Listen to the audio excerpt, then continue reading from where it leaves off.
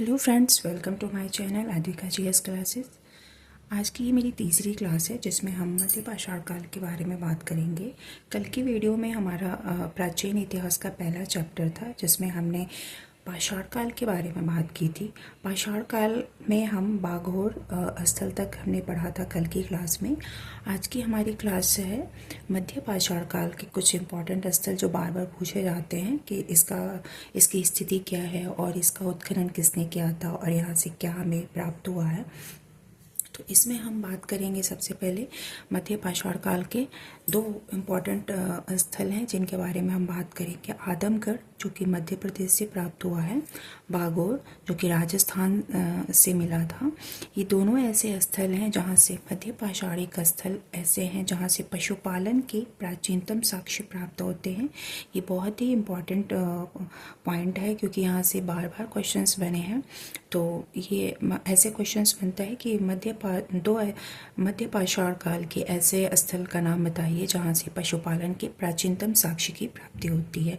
तो वो है हमारा आदमगढ़ और बागोर। ठीक है, इसके बाद हम देखते हैं कि उड़ीसा की लेकामोड़ा गुफा से मध्य पाषाण से नव पाषाण तक के मानव विकास का साक्ष्य मिलता है।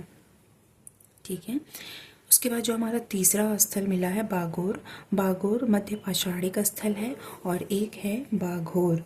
ठीक है, एक है बाघोर जो कि पाषाण काल का है और बाघोर जो है वो मध्य पाषाण काल का है। ठीक है, इसके बारे में भी कई बार पूछा गया है कि बाघोर की स्थिति क्या है। तो बाघोर की स्थिति बनास नदी की सहायक कुठारी नदी पर ये स्थित है। बाघोर कहाँ स्थित है? बनास नदी की सहायक नदी है कुठारी नदी पर बाघोर की स्थिति है और इसका उत्खनन BN मिश्रा ने किया था।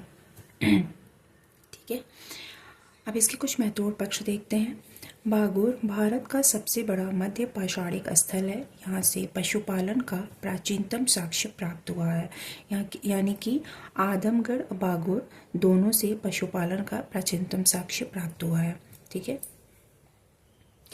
तो तीसरा हम देखते हैं लंगनाज। ये भी इम्पॉर्टेंट है।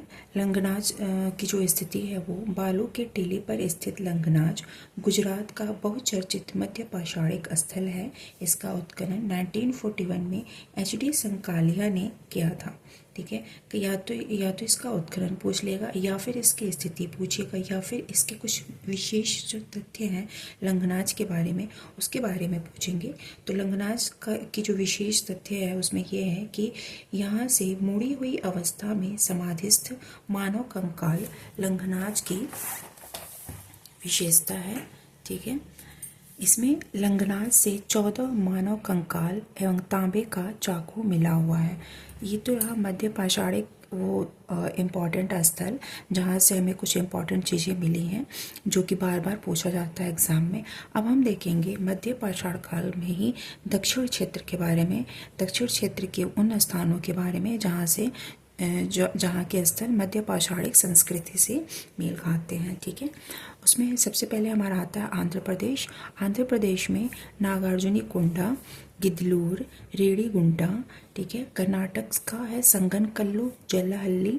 तमिलनाडु का है टेरी जो कि मध्य पाषाणिक स्थल है और इसके खोजने वाले रॉबर्ट ब्रुश फुट थे। ठीक है, इसको खोजने वाले कौन थे? रॉबर्ट ब्रुश फुट थे। ये वही रॉबर्ट ब्रुश फुट हैं जिन्होंने पाषाण काल के समय पल्लवरम से पहला हैंड एक्स हथियार की खोज की थी। ठीक है, अब हम मध्य पाषाण काल का ही मध्य क्षेत्र देखते हैं जिसमें हम देखते हैं भीमबेटका ये बहुत ही इम्पॉर्टेंट है जो कि शैल चित्र के लिए प्रसिद्ध है। भीमबेटका की स्थिति मध्य प्रदेश के रायसेन जिले में है। इसकी खोज 1957 में विष्णुधर वाकड़कर ने किया था। भीमबेटका की खोज किसने की थी? विष्णुधर वाकड़कर ने। और कब की थी?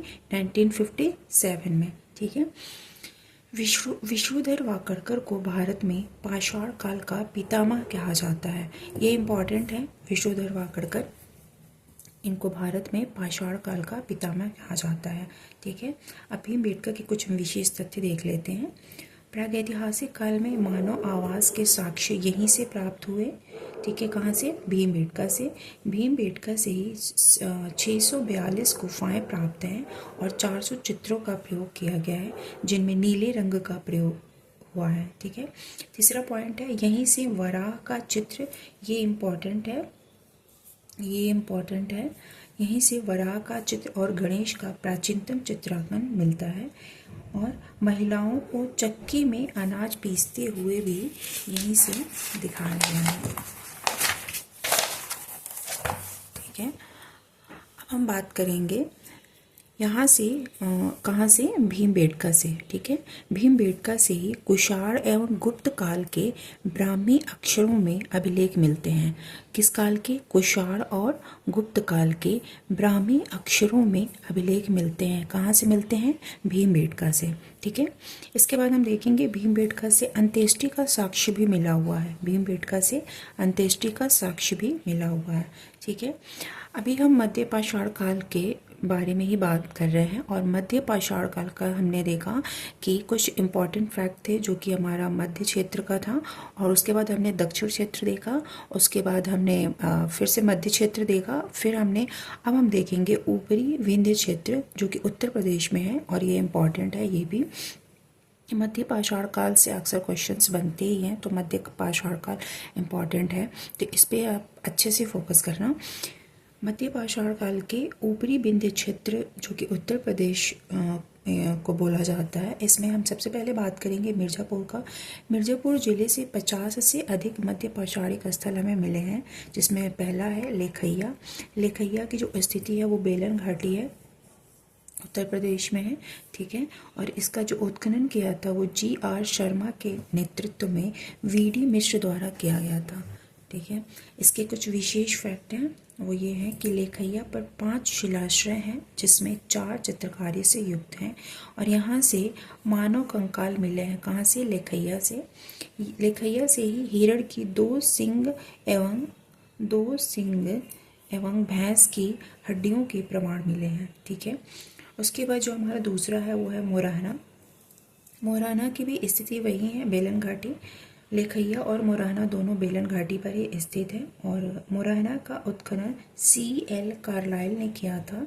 और इसकी जो विशेष तथ्य हैं वो ये हैं कि लेखैया के निकट स्थित बगही घोर गुफा से मध्य पाषाण काल के साक्ष्य मिले हैं।